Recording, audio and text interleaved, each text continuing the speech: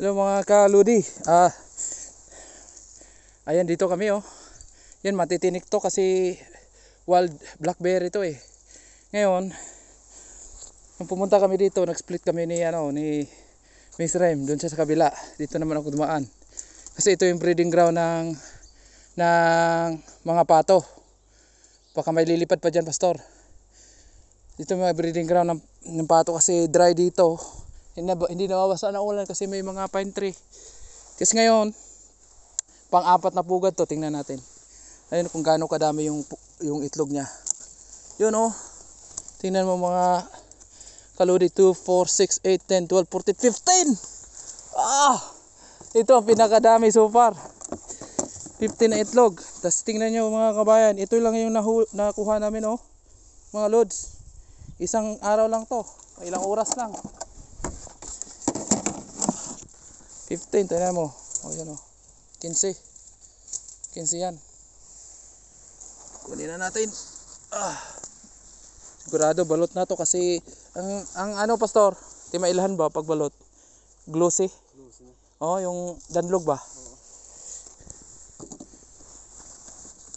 Yan. O yan o, sus, balot. Yan, balot.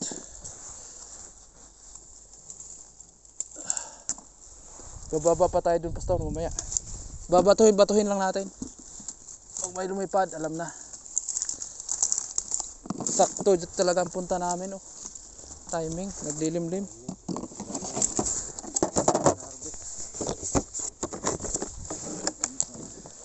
Matinik nga lang. Pero okay lang.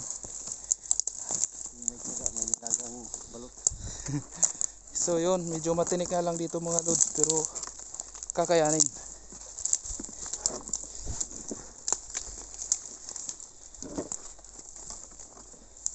Yan, lagay muna natin dito.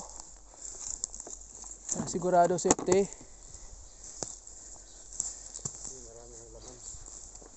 Tapos ano tayo, magbunal-bunal ba.